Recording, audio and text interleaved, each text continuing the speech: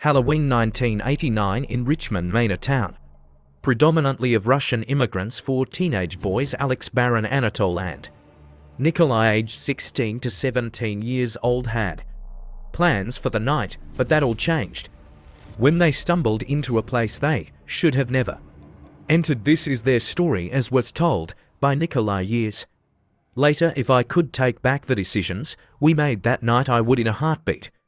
We like causing mischief, but we're not malicious by nature. We were just having some fun, but karma doesn't play fair. Yes, weeks before Halloween we'd been planning what we wanted to do, and as I got closer the more excited we got. We'd all been friends since grade school and always loved Halloween, but this was going to be the funnest one yet, or so we thought. Once school let out at 3 p.m, we all hopped into Alex's car, with which was an old rust-covered, musty-smelling lime green gremlin. Being Alex was the only one who had wheels, we didn't complain about how much we all hated riding in it. We then drove to Baron's home because his room was in the basement and the door leading to it was in the back of the house. This meant we could avoid meeting his parents and avoid getting asked any questions. Our plan was to wait there until 6, then head out for a night of fun. As we sat there in Baron's room, the excitement in the air was strong. We could barely contain ourselves as we welcome to DarkWrought Legends ... where fear takes form and shadows tell their stories. Let's begin. Talked and laughed about all the things we were planning to do, Anatole being the craziest one though. Had some ideas of things we should do that made even me cringe and immediately say no way man, but it was fun to think about. Nonetheless, when it hit 6 p.m. we jumped up and headed for the door. As I stepped outside, I could see the sun had already set and darkness was settling in. This only added to our excitement, as this meant the kids were out trick-or-treating now, and one of our plans for the night was about to be executed. We quickly piled into the gremlin and took off down the road. Our plan was to snatch buckets of candy from kids we came across, and we each planned on taking a turn. It wasn't long before we saw our first victims. It was a group of 4 to 5 kids walking down the middle of the street with no adults in sight. Perfect targets. We thought Baron was the first one up, so he rolled down the window and readied himself so he could quickly snatch a bucket. As we got closer to them, Baron was already halfway out the window when he yelled, "Give me that bucket," then quickly grabbed it from one of the kids. Once he was back inside the car, Alex hit the gas and we took off, speeding down the road. As I looked out the back window, I could see the kid whose bucket we took was distraught, as were the other kids in the group. No matter though, we all laughed and passed around the bucket, sharing the candy we just stolen. For the next hour or so we continued driving, finding kids and taking their candy. Once we got bored doing that, it was on to our next plan. None of us had ever drank alcohol, but we talked about doing it for quite some time. We were too young, of course, to buy it legally, so our plan was to steal a couple of 6-packs from the gas station.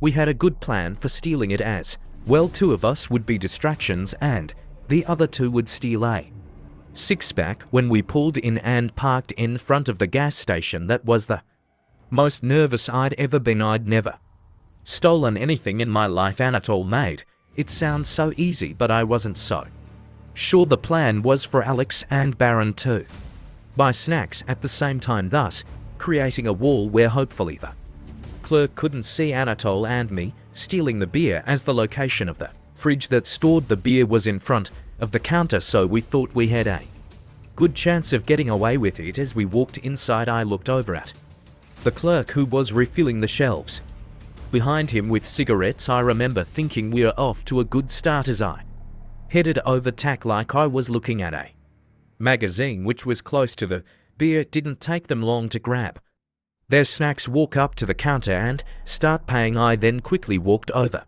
to the fridge, opened it, grabbed the closest 6-pack I could, stuffed it into my coat, and then walked back to the magazines. As I picked up a magazine, I looked over towards the direction of the clerk and could see Alex and Baron were talking to him about something. Right then I noticed Anatole putting his 6 back into his coat, then walked back towards Alex and Baron. I sat down the magazine and walked towards my friends as well. Anatole and I stood behind them as they finished paying. Then, without hesitation, we all quickly walked outside and jumped into the car. Once the car's doors were shut, we started hooting and hollering with excitement. A surge of adrenaline went through me as I realized we just pulled it off. Alex didn't waste any time starting up the car and getting the hell out of there. As we drove down the road, we talked about where we should go drink the six-packs. Alex mentioned we should go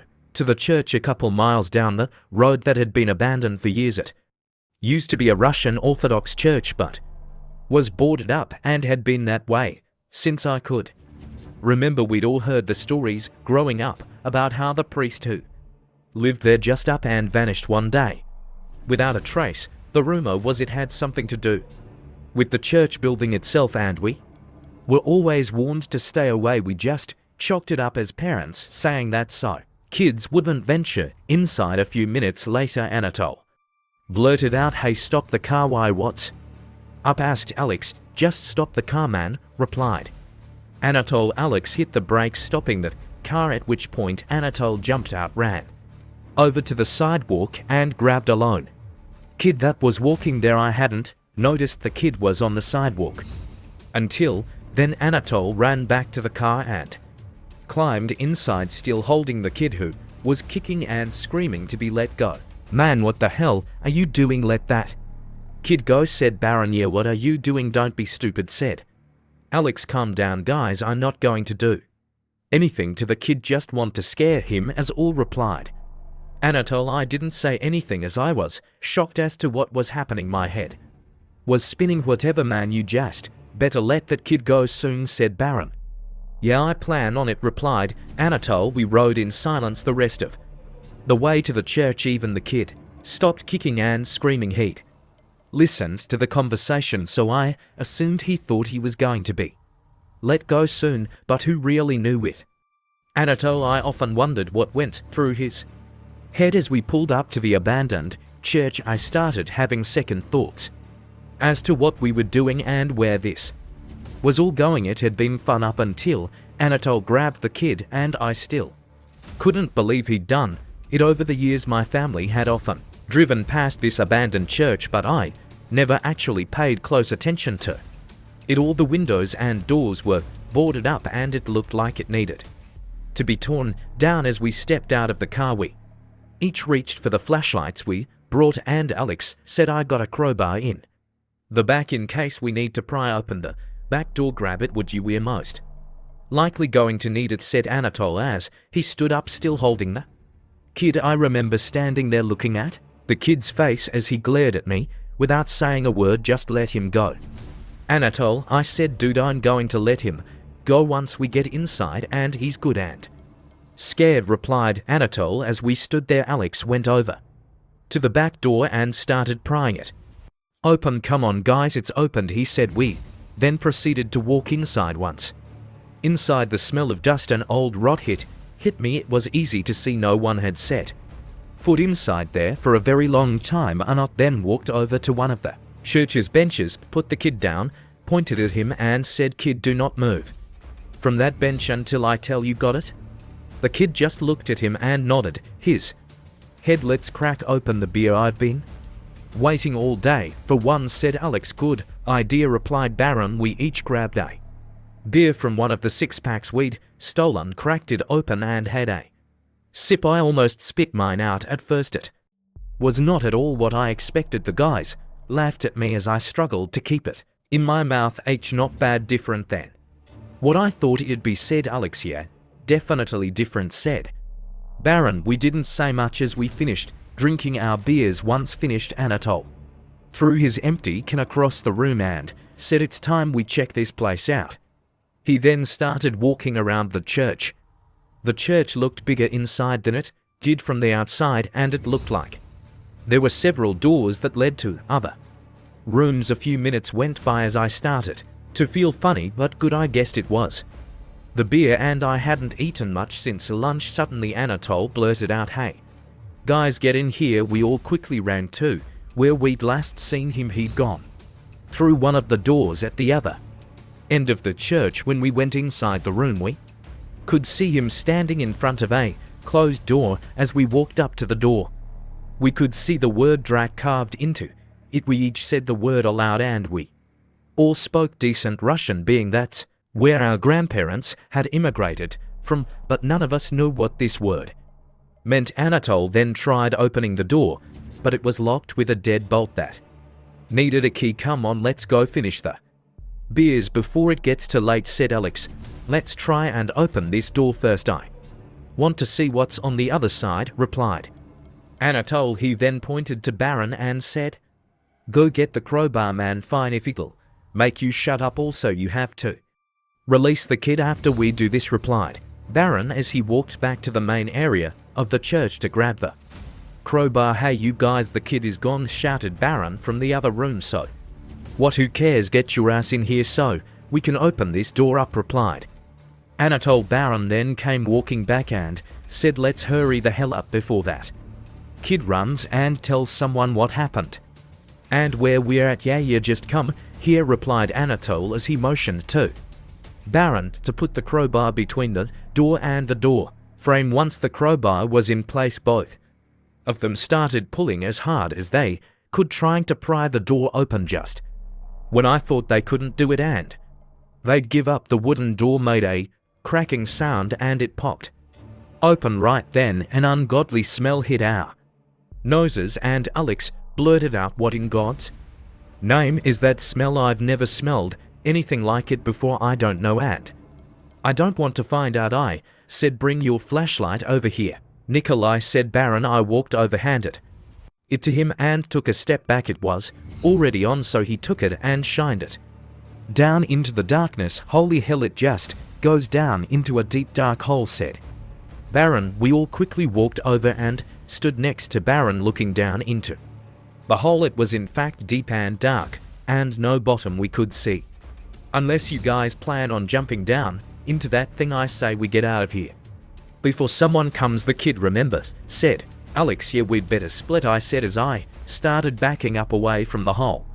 Agreed, let's leave now, said Baron. We turned to leave when suddenly we heard what sounded like the cries of a baby coming from down in the hole. We immediately froze in place, looking at each other. I could see they were visibly shaking, as was I. What in the hell was that, asked Anatole. I don't know, and I don't want to stick around to find out. Let's go, replied Baron. As we turned to leave, the sound of the crying baby started to get louder and louder. Without hesitation, we started running towards the main area of the church and the door we'd come in. Once there, Baron pushed open the piece of plywood, holding it open to let us go through. As I stood there waiting for my turn, I heard the cries more clearly now. Whatever it was now in the room we were just in. I thought tear shot through me as I pushed my way through to the outside. Once I cleared the plywood and stepped outside, I heard Baron behind me scream. What the? His sentence was then cut off. I waited to see if he would come out. After a bit he didn't appear, so I immediately grabbed a big piece of plywood, pulled it open and stuck my head back inside, flashlight in hand. I scanned the immediate area, but Baron was nowhere in sight. I stuck my head back outside and yelled at Alex and Anatole, something's happened to Baron. We need to find him. Both of them were almost inside the car but came running back. Where is he? asked Alex. I'm not sure, he was right behind me. Then I heard him yell, then get cut off, so I quickly stuck my head back inside the church but couldn't see him. I replied, what do we do, guys? I don't want to set foot in there. There's something not right in that hole and I think we let it out, said Anatole. I don't either, but he's our friend and we don't leave friends behind, said Alex. Right after Alex had finished his sentence, we again heard the cries of a baby coming from inside the church. We all looked at each other with looks of terror on our faces. We immediately turned and took off running towards the car. As I ran towards the car, all I could think about was getting as far away from the church as possible. We wasted no time jumping into the car with me sitting shotgun. Alex fired up the engine, turned on the lights and was about to get the hell out of there when suddenly, there in front of the car was an old man.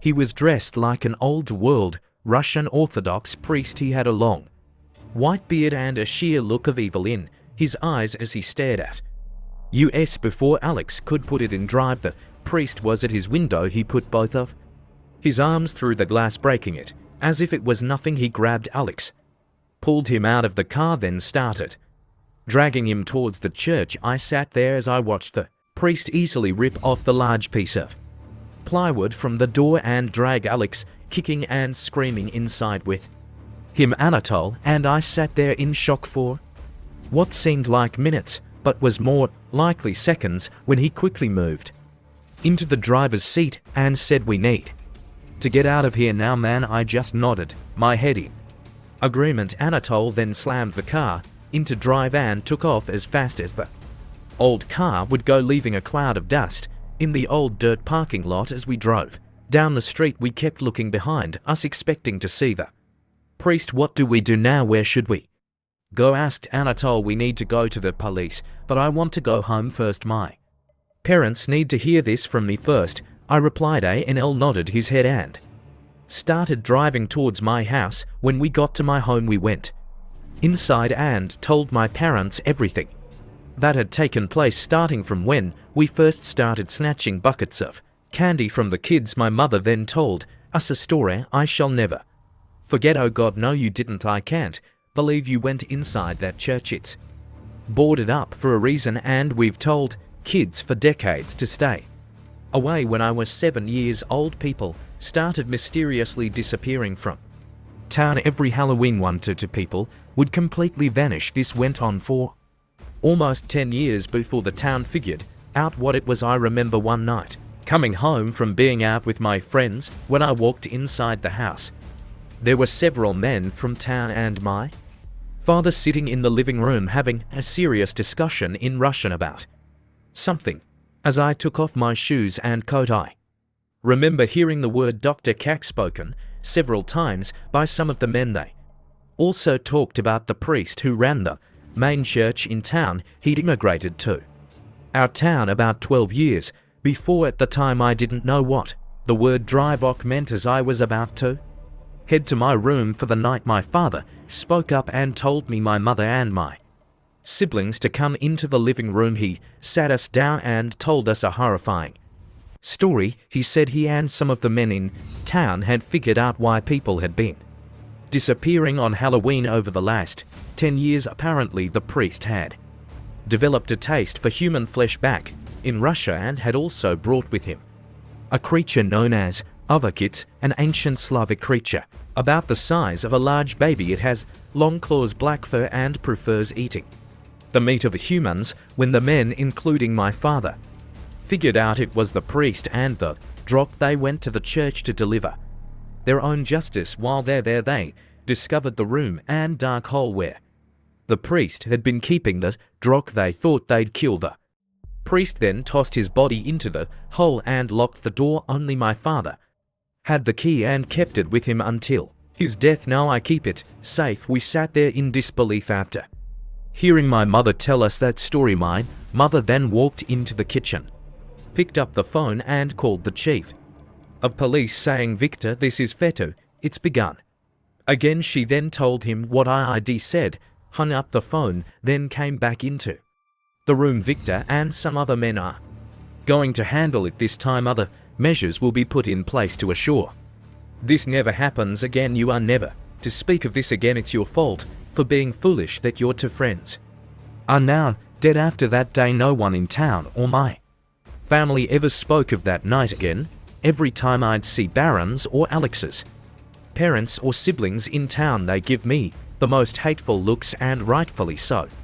I've carried the guilt of their deaths my entire life. I heard a big metal door was installed above the hole in place of the one we pried open. A big fence was also put around the church with signs warning people not to enter. I'd occasionally see a police car parked there and assumed they were doing it as a constant reminder to stay away. As far as the kid Anatole grabbed, we never heard anything about that. The police tried tracking the kid down, but Nothing came of it. We assumed he ran home and left it at that anal, and I fell out of touch, and I haven't seen him in a long while. When I was 23 years old, I left Richmond, Maine, never to return, taking with me the dark secrets that town has been keeping for so long. For more scary horror stories, please subscribe.